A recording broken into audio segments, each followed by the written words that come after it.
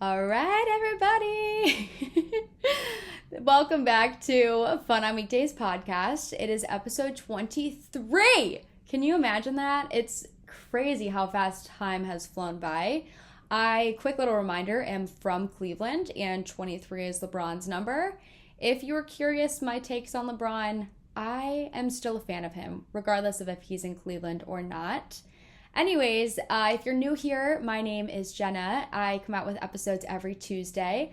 I'm on Apple, Spotify, and YouTube. And if you guys are feeling like a little extra nice today and you want to give me a review, I would love that.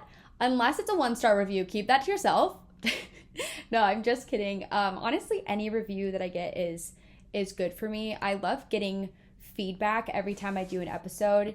And lately, especially these past 2 episodes, I've gotten so much feedback from you guys. It seems like you really enjoyed the topics of these episodes that I've done. And I think going into 2022, just taking more of your guys' advice and talking about the topics you want to hear me talk about. So with that being said, today's topic is for all of my sad girls out there.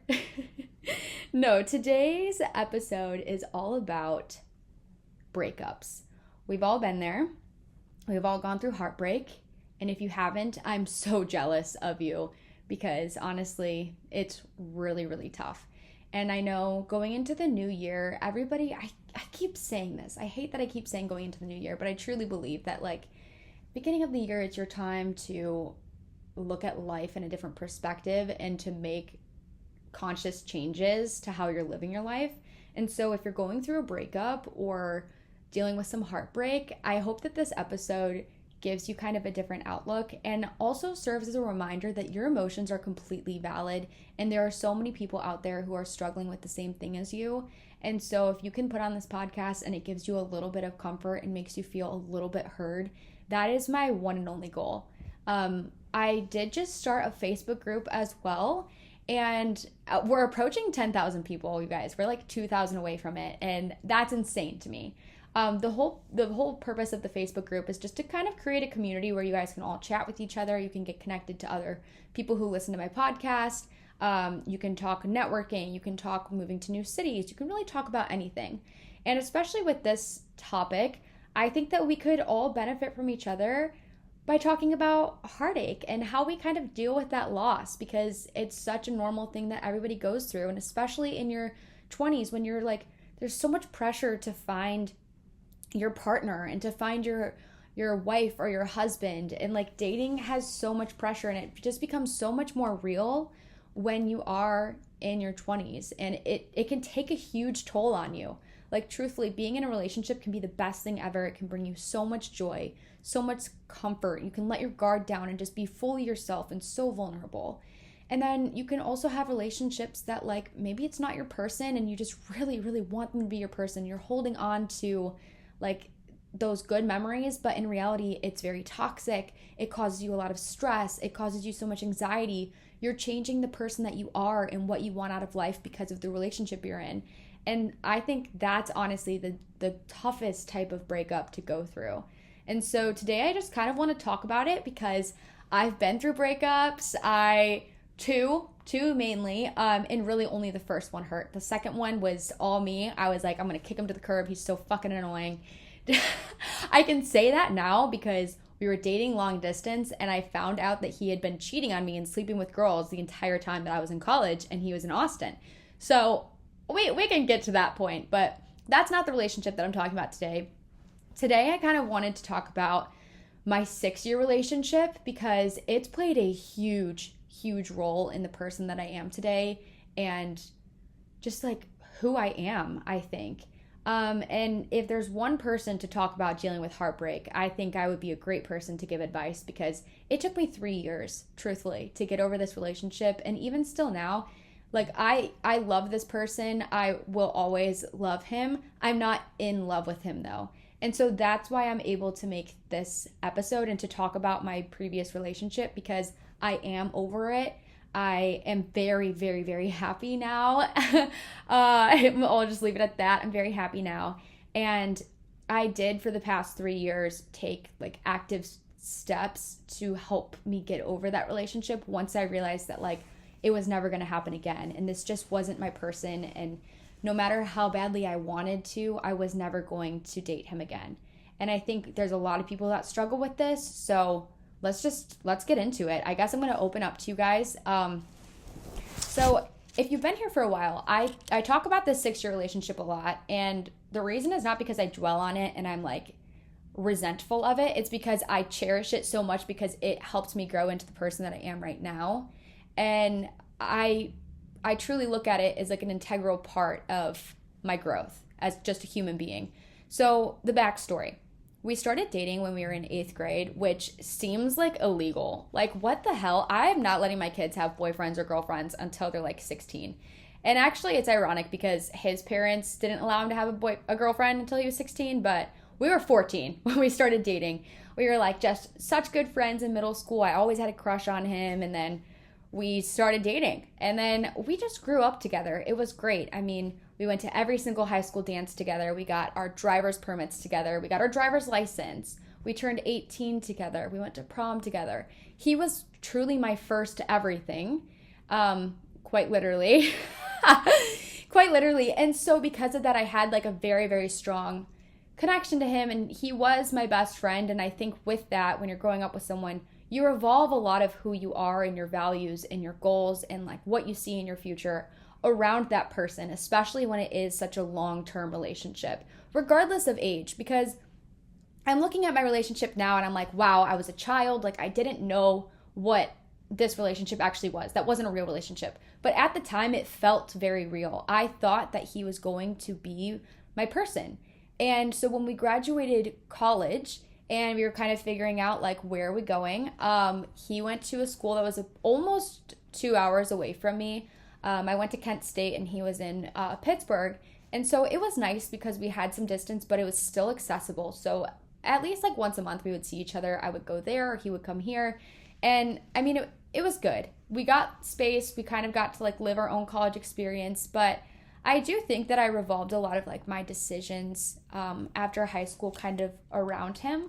I picked a career that I thought would like suit us together, if that makes sense. I knew I wanted to be in fashion, and I'm not going to share like every single detail about him because this episode isn't about him. It's really about like my takeaways from the relationship. But I wanted to work in fashion and work in Pittsburgh because I thought that was where he was going to live. Not because I actually wanted to live in Pittsburgh, but because I thought that if I got a job there, it would mean that we would stay together. But realistically and honestly, I wanted more for myself. I always wanted to work for Sherry Hill, and that was one thing that I kind of like held myself back from, was what I could see for my future, because if I did the things that I really, really wanted to do, I didn't know if we would be together or not. So basically what happens is we go to different colleges, we kind of do our own thing, and throughout the years, we dated for 2 years in college. We broke up a little bit in freshman year. Oh my God, talk about a fucking glow up. Oh my God. It was honestly like in those moments that I kind of wish I had a heartbreak right now, just so I had the post-breakup glow up, because my hair was so long. It looked so good. I was so fit. I was so on top of my schoolwork. Honestly, yeah. But then we got back together. Things were good. It was just kind of like a short break, a few months. And then we broke up for good at the end of my sophomore year of college.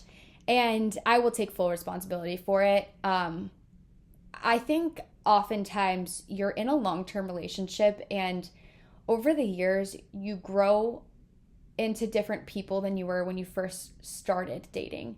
And maybe the people that you grow into are no longer as compatible as you once were when you started being together. And I think that is kind of what happened. I think we started having different interests, and I honestly just was like really, really insecure. And I think that we showed our love in different ways. And the way that he showed me his love, and I may be putting words into his mouth, I assume that he loved me. I don't know. I definitely did love him. He was my first love, 100%. The way that he showed his love for me, just, it wasn't enough for me. And I hate to say that because I just was truly so insecure. I was the type of person that I needed verbal affirmation from him. I needed him to say, like, I love you so much and I don't ever want to picture my life without you. I want to get married after college.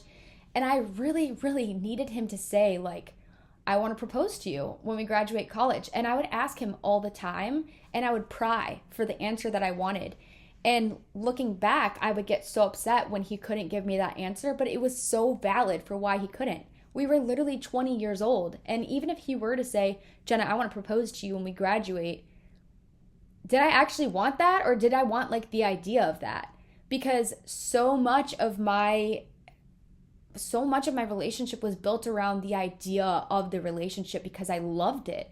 I loved the idea of marrying my high school sweetheart. I would look up statistics all the time.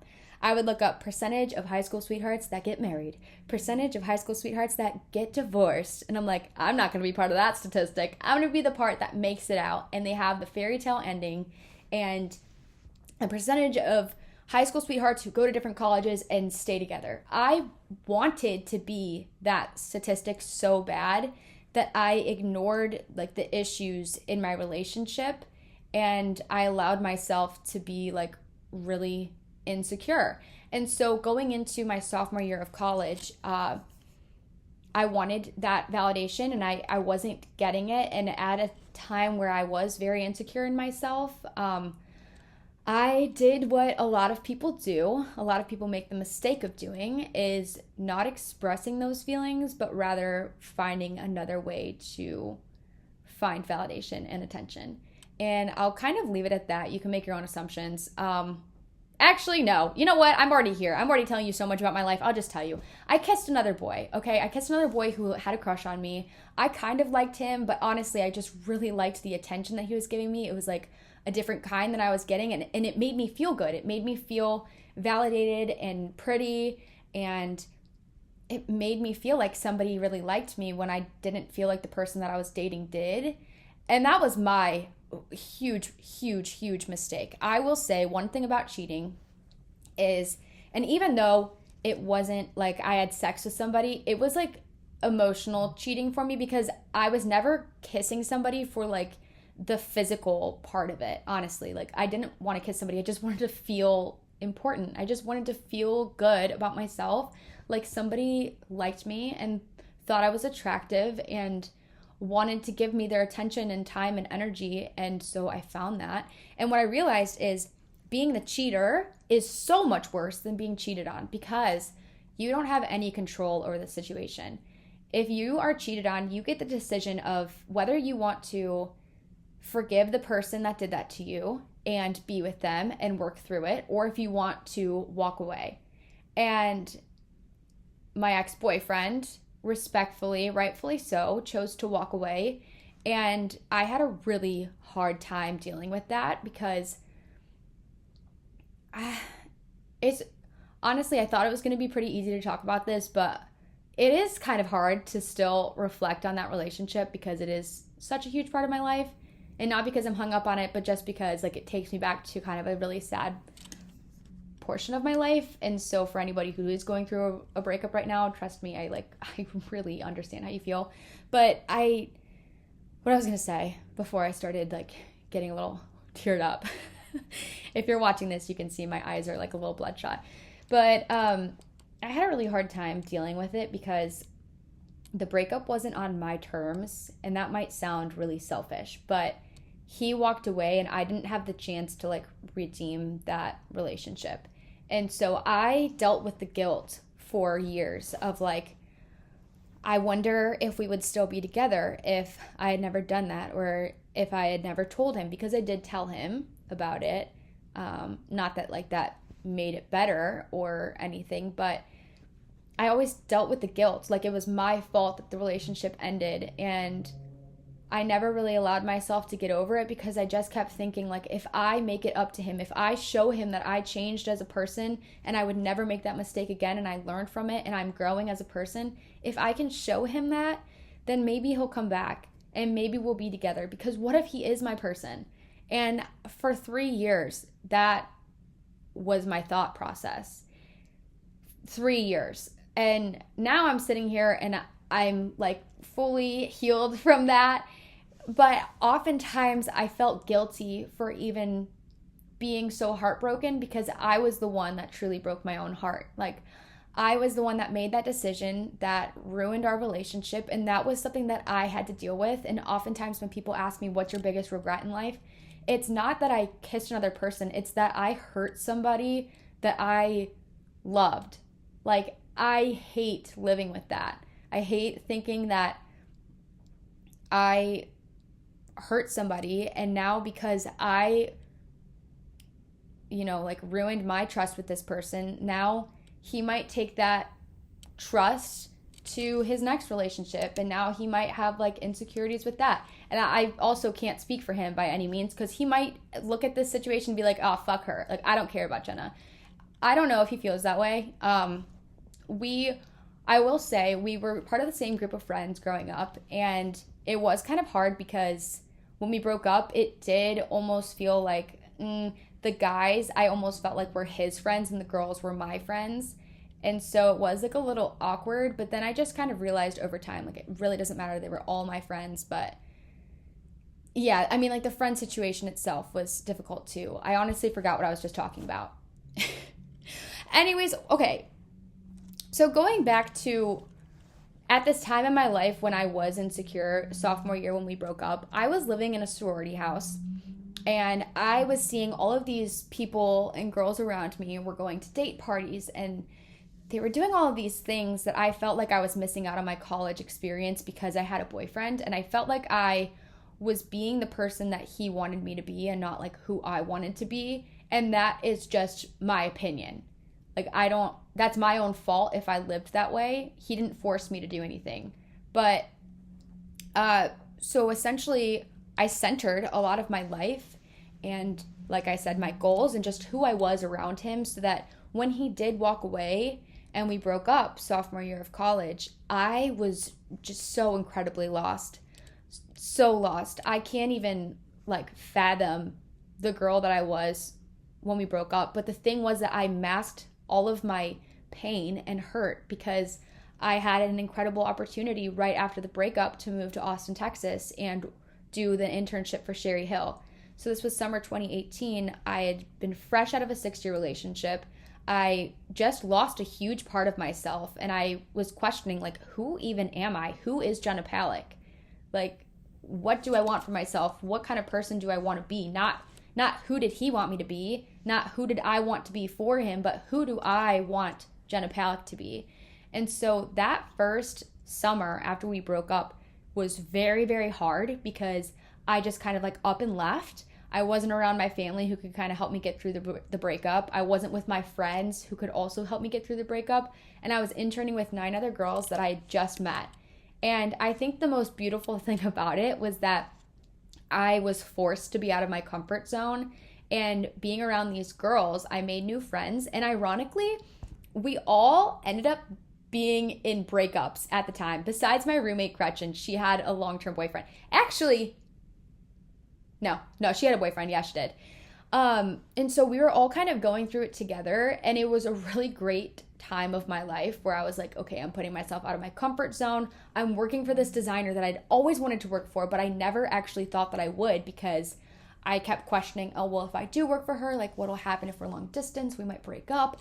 And so for this first time in my life, I was putting myself completely first without having to think about anyone else. And it was awesome. So that leads me into this. A breakup, it can be really sad. But you know what else? It can be an opportunity to do the things that you kept making excuses for why you didn't. Whether that's, I didn't want to apply for this job because it's in a different state, long distance, just like myself with like the Sherry Hill thing. If you maybe you dressed a certain way because you felt like your partner was judging you and you never really felt like you could express your style because it wasn't their style. It wasn't the image that they wanted you to be. Or maybe you didn't post on social media the way that you wanted to.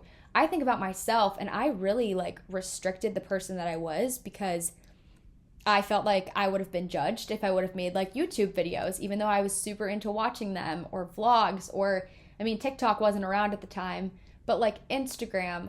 I think to myself, I wonder what would have happened if I would have started doing this sooner. And I think part of the reason that held me back was, what will his opinion be of me if I do this? And even now, I mean, I think in the back of my mind, I know he sees what I post. I know a lot of people that know him, that are friends with him, follow me. And I know stuff that I say about him gets back to him. And I still do have that kind of in the back of my mind of like, what does he think about me? But now it's like, I don't really care because this is what I enjoy. So it's more of like a good thing now rather than something that sets me back. This is also your opportunity too. If like maybe you weren't friends with certain people because your partner didn't want you to be friends with them. They didn't want you hanging out with them. They were insecure about that person. This is now your opportunity. Who cares? You can be friends with whoever you want to. You can spend any of your time with anyone. And that's a really great thing about being in a breakup is you are only living for yourself. You're not living to please anybody else. You're not living by anyone else's rules other than your own. This is also your time, if you're in a fresh breakup, to try new hobbies too. Maybe there are things that you wanted to do when you were in a relationship, but your partner wasn't interested in those activities. Well, now it doesn't matter because you can do it on your own, or you can do it with a friend, or like you can branch out, you can try new hobbies. And trying new hobbies too is a really great way to just take your mind off of the breakup itself. Like keeping yourself active and distracted for me was honestly the key. And a lot of the way that I did that was during the weekdays. I would keep myself active. So I wasn't just laying in bed after I got off of work. I was like going and doing something so that I wasn't just letting my mind wander and being completely festered with like my sadness. And then the last thing I wanted to say, which my sister touched on in my most recent episode with her, I think it's like 2 episodes back, is you have the rest of your life to find a partner, to get married, to live with somebody, to start a family.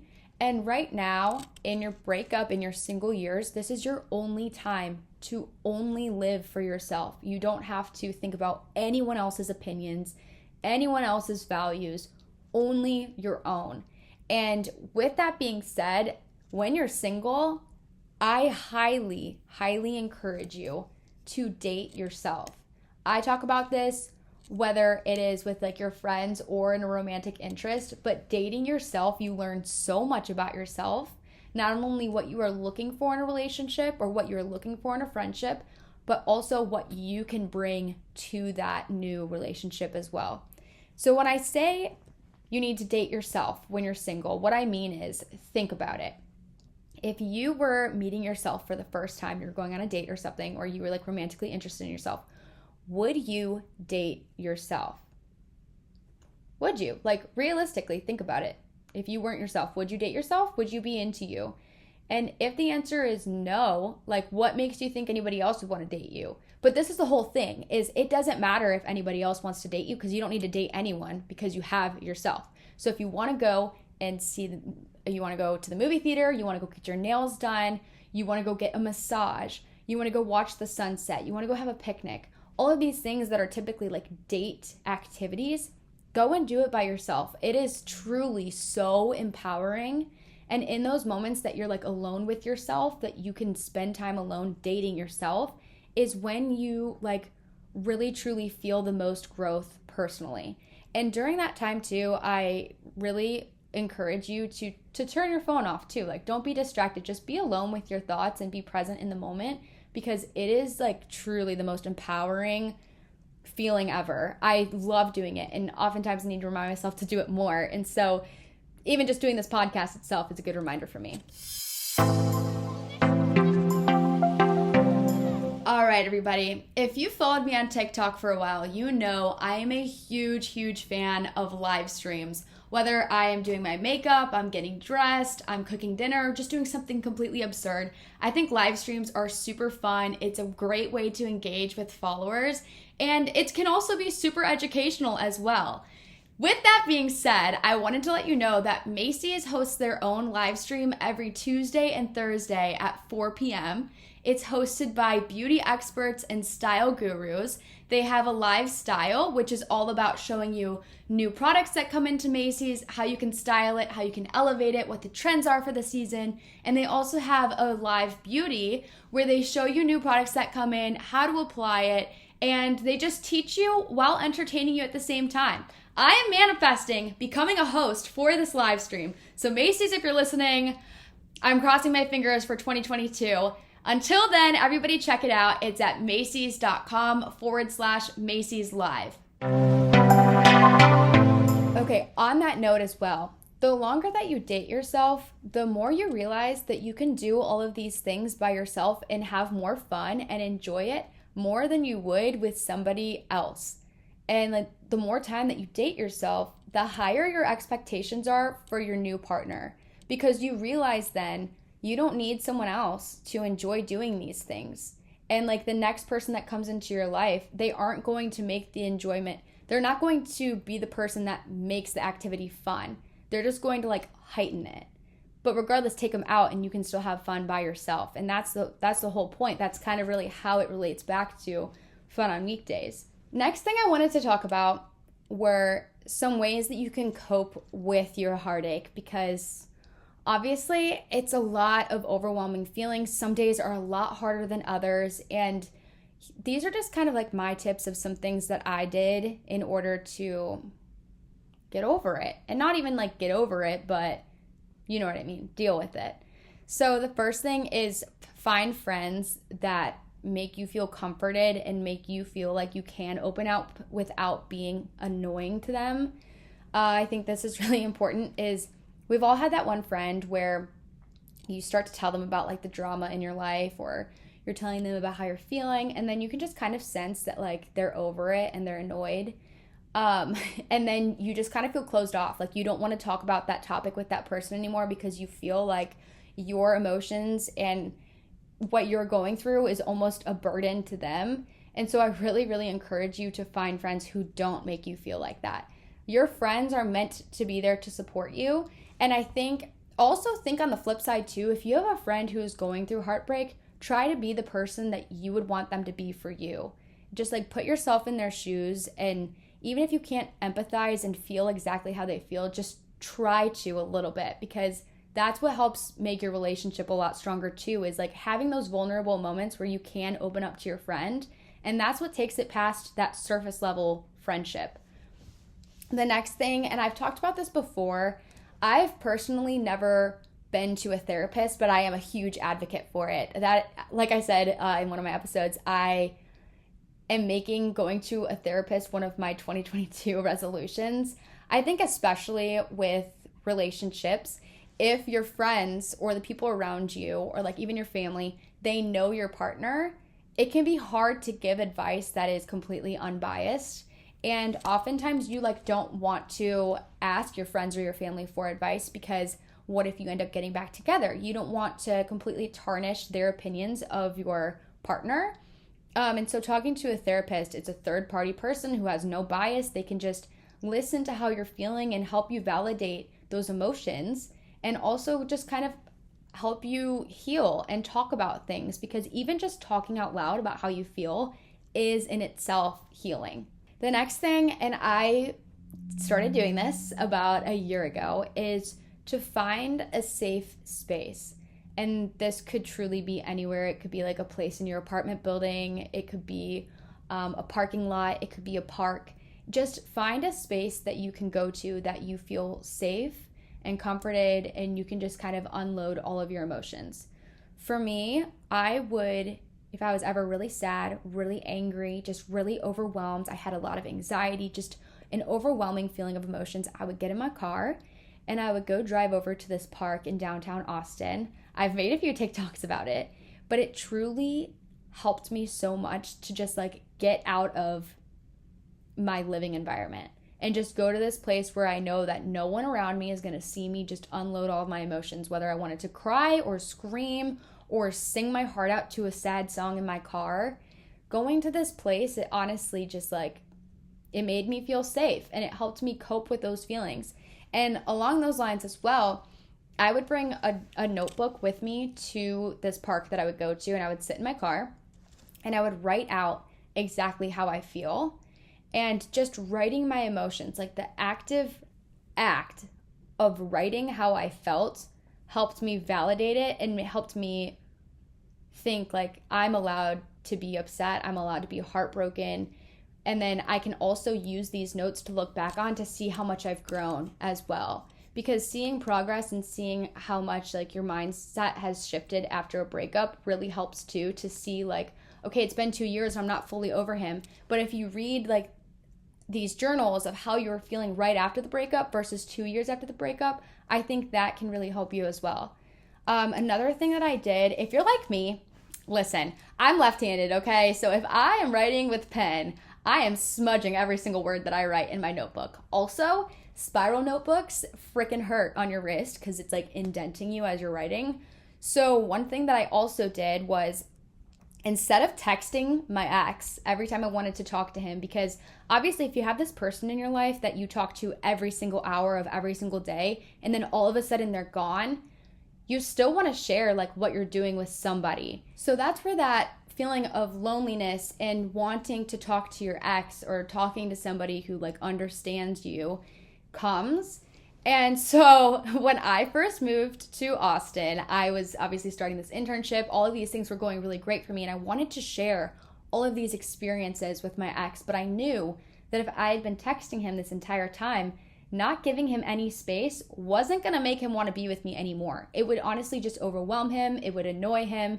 And in my mind, I thought about that, but now I think it's just better for you to just not continue communication, like taking time away and just reflecting completely without messing it up by communicating to that person. It's just going to prolong it. But one thing I did was, instead of texting him, is I would text in my notes app on my phone. And so every day, every few days, every other week, and as time progressed, I would type in there a lot less often. I would literally date it, and I would say, this is what I did today, or it could be as simple as that, or it could say exactly how I was feeling about the breakup, or things I missed about him, or specific memories. It would just be my open space to reflect and like get all of those feelings out, but without sending the text. And now it's incredible because I look back on that notes app and I look at those messages from 2018. I'm like, what the hell? Like, that is so cringy, Jenna. Like, thank God you didn't send that text to him. And I can look back at those messages now and just see, wow, I have really grown so much. Not only just where I was at in life, like professionally and personally, but also just my mindset of the relationship has completely shifted as well. And it's really good to see that progress. It truly is. This is your opportunity to try a new hobby. I really think that doing something that can help get your mind off of the breakup is truly like key. Keep yourself busy, whether that's going on a walk, going to watch the sunset, like I said, going to try a new workout class, joining a book club, anything that's like a new hobby that you can be passionate about, that can give you something to look forward to, is going to help your days go by faster. And it's also going to help you just feel more fulfilled personally. Finding friends too. I said at the beginning, it's important to find friends that can make you feel comforted. But also, I think there's a lot of value in finding new friends who are also going through breakups. And at the beginning of this episode, I mentioned that I'm going to start like a support group essentially for people who are going through heartache right now. And I think that would be a really great way, is to lean on people who know how you feel. And you can just talk it out, and you can come up with ideas of like how you can get through it together and how you can support each other, and just ways that you can keep your mind off of the breakup and onto more positive thoughts. So last thing is, remember the issues of the relationship and why it didn't work, because ultimately you broke up for a reason. And it can be so easy to hold on to good memories or videos or pictures. And I think it's important to appreciate those memories and don't forget them, but don't hang on to them and let them be the reason why you can't move on, because ultimately the relationship ended for a reason. And the likelihood of those things changing so that you can come back together and get back together is not very high. So remind yourself of, the issues. I now want to move into some of my personal mistakes. Some of these are like kind of funny, if I'm being honest. My first one, and this is pretty deep actually, is I spent so much of my time trying to do things after we broke up to impress my ex-boyfriend. I got the internship at Sherry Hill, and I wanted to post things that I was doing so that he would be impressed by me and he would say he's proud of me. Like, because I had always been insecure and I had always wanted the words of affirmation, truly what I wanted from him was just to say, Jenna, I'm so proud of you. And I just wanted him to see that I was becoming a better person. I was taking active steps to like be better so that he could be with me. But now I realize, like, when you do become the best version of yourself, you no longer hang on to those relationships. So I spent a lot of my time doing things with the intention to impress him. And when I wasn't getting his attention and validation, I wasn't grateful of where I was at in life because nothing was enough. Like, truly, none of my successes were ever enough. I was never like happy with who I was because it didn't feel like it was good enough for him. And then over time, when I stopped using his opinion of me as a way to measure my success, I started realizing, like, wow, I've done a lot of incredible things that I should be proud of. And like, I should just take a second to reflect on. And I mean, even me sitting here right now, it's crazy to think about the growth that I've had since 2018. And I think that's honestly probably my biggest mistake is I did a lot of things hoping that he would see it. And I mean, like, he can't get away from me right now, right? Like, I have this booming podcast. I'm all over TikTok. A lot of his friends follow me. Like, he can't escape me. I'm in his face. But the thing is, I don't look for him to be like, hey, love your TikToks, you know? Like, what is that going to do? Because at the end of the day, I want to be proud of myself, and I stopped putting pressure on him to be proud of me. So that was probably the biggest mistake that I made. Another mistake, guys, this makes me hit my forehead. Closure does not exist. It is literally an excuse to see your partner again with the hope that it's gonna reopen a freaking can of worms.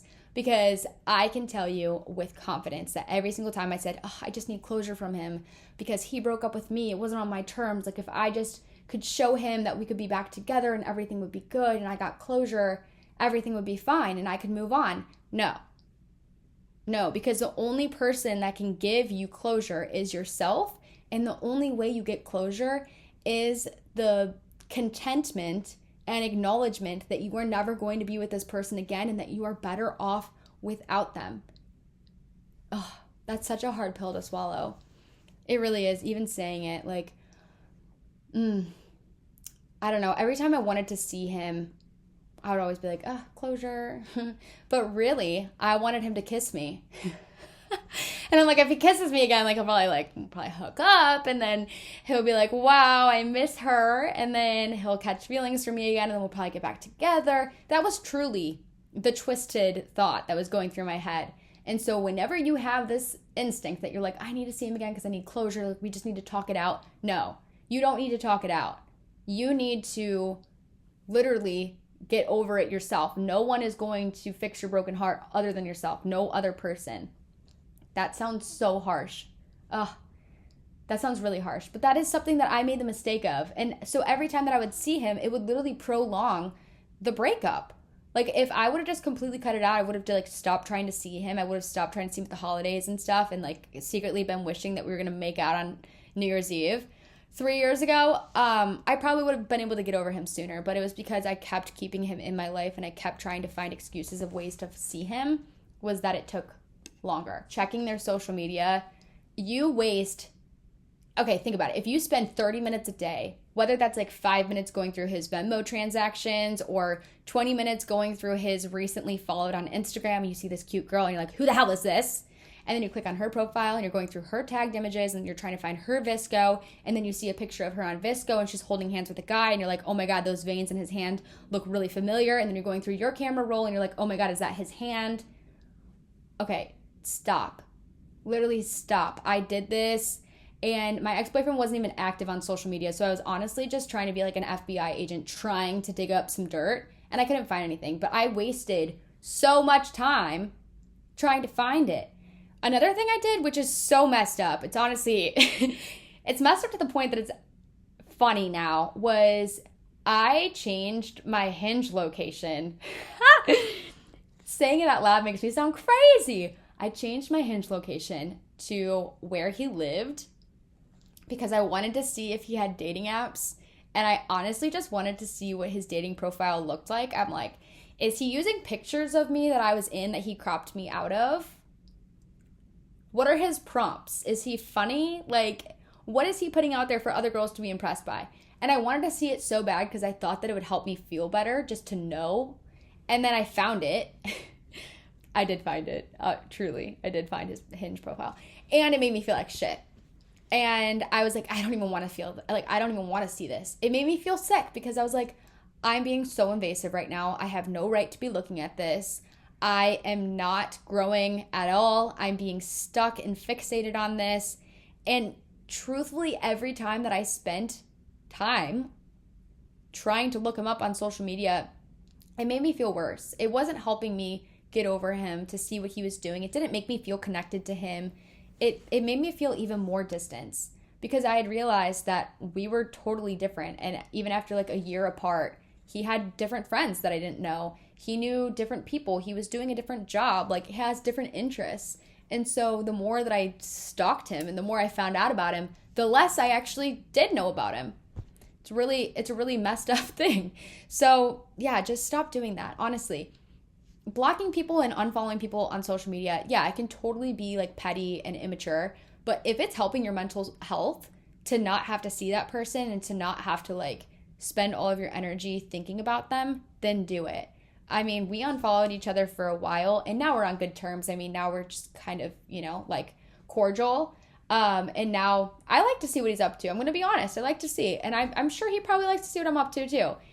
And yeah, for a while, it definitely did help. So that was a mistake I made, was channeling a lot of that energy towards something that happened in the past rather than using the time that I was spending on social media towards doing something that was going to better myself for the future. Okay, another mistake that I made was trying to go on dates right away, because I had been dating the same boy for 6 years. So going on a first date was like incredibly terrifying for me, like a lot of anxiety because I forgot how to flirt. Like, I didn't have to flirt with my boyfriend for 6 years. I only flirted for maybe like the first year and a half. And so it did cause me a lot of anxiety regardless of the validation, and like made me feel good for about an hour, made me feel pretty and wanted. But then at the end of the day, I was sitting there and I'm like, I don't like this person. I'm going to end up ghosting them. I might end up hurting their feelings. And for what? Just so I can feel a little bit better about myself? Because after I felt better about myself, I felt like shit about myself because I was constantly comparing that person to my ex, and I realized I'm not emotionally available. I should not be trying to date right now when I have no intention of actually trying to date these people or even like hook up with them at the very least. Like, I didn't want anything out of them. I just wanted like comfort. I just wanted a person. And I kept trying to find comfort in other people rather than comfort in myself. So that was a huge, huge mistake. Another thing was just going out every weekend with the intention of meeting guys. And this doesn't even mean like going on dates. It was just, I would go out every weekend. I'd put on a hot little saucy outfit, something that my ex-boyfriend probably wouldn't want me to wear, but something that I felt confident and good in. And I would go out thinking like, I'm going to meet a cute boy out tonight. I'm going to get guys to buy me all my drinks. That was truly the goal. The goal was never to enjoy the time that I spent with my friends. It was literally just, I determined the success of the night based on if I met someone or not. And I hate that I did that because I think a lot of my friendships for that reason were surface level, because we would like all go out together and then we would split off and like find guys. And then we would text each other in the morning like, met blah, blah, blah. But I never actually took the time to get to know these girls. And had I done that, I probably wouldn't have been searching for the validation from guys, because I would have found comfort in the girls that I was surrounding myself with that were supporting me through this time, if that makes sense. So that was just another thing too. Like, I didn't get over my heartache by going out every single weekend and meeting a new guy. I got over it, truthfully, by taking time to myself during the weekdays. And this is literally how it ties back to fun on weekdays, is after work, like I would work 9 to 5. So I would have 8 hours of my day that was strictly kind of like focused towards working. And yeah, my mind would wander for sure sometimes, and I would take random naps and I would like go on random walks, and I wasn't actually working for 8 hours a day.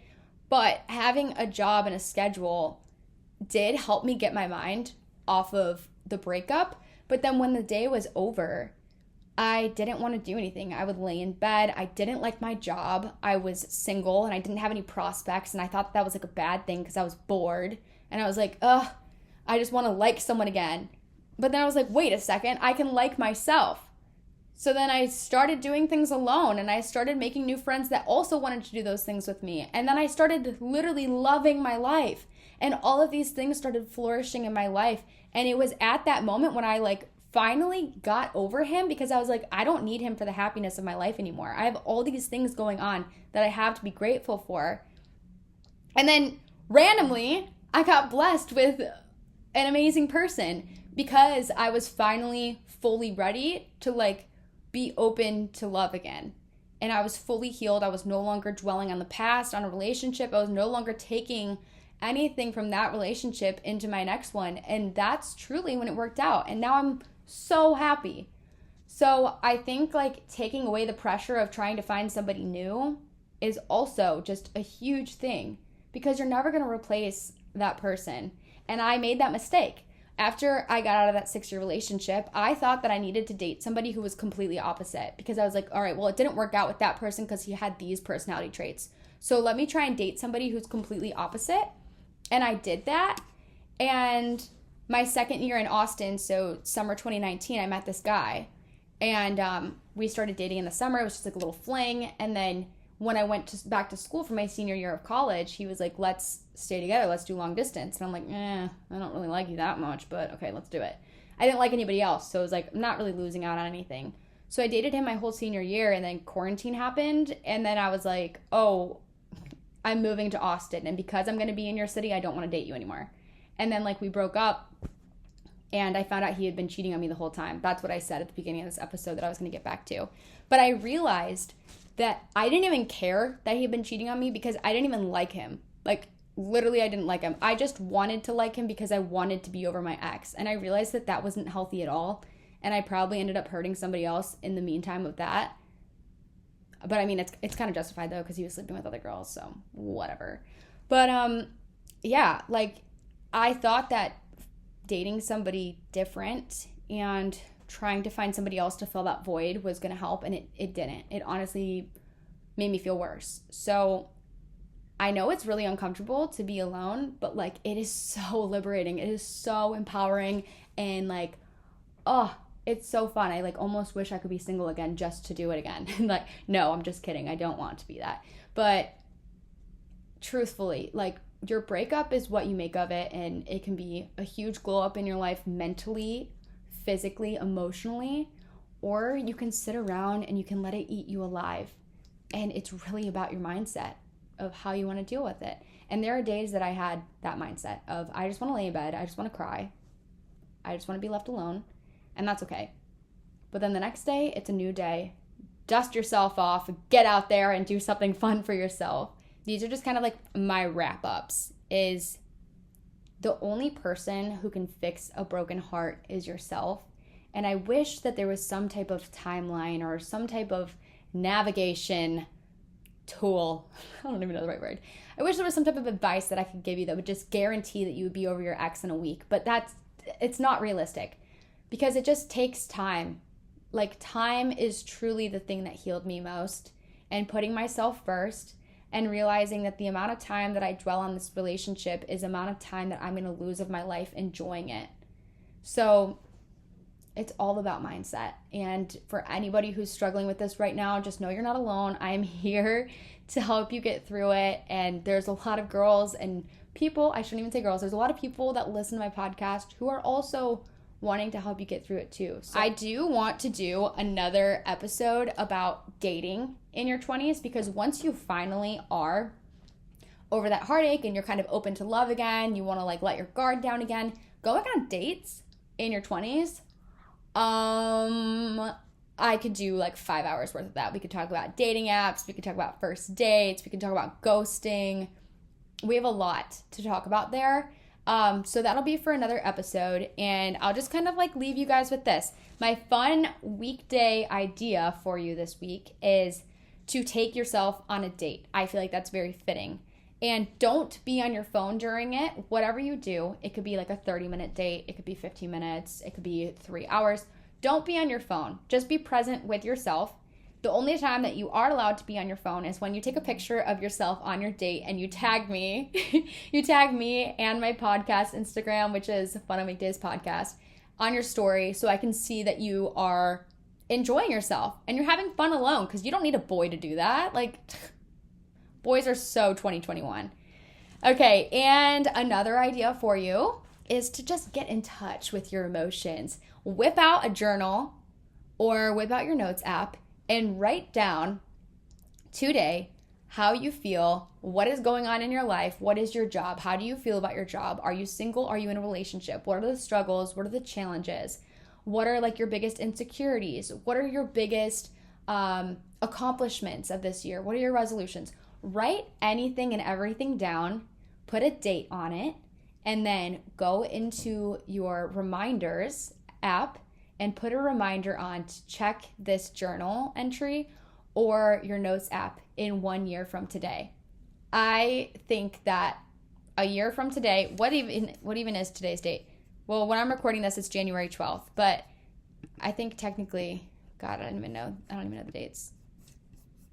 Okay, so January 18th, 2023, you are going to look back on this and you're going to see how much you've grown, and seeing how much you've grown is going to be motivation in itself. So that is my idea for you this week. Tag me in it, please. I love to see people getting together with new friends or like taking these advice on things to do to kind of like maximize your life and change your mindset. With that being said, I love all of you guys so much. I hope if you're struggling out there, this helped you a little bit. And yeah, I'm here for you. And there's a lot of people that are here for you. So lean on them for help and support, and join the Facebook group too. All right, everybody. Hope you enjoyed this episode, and I'll talk to you next Tuesday.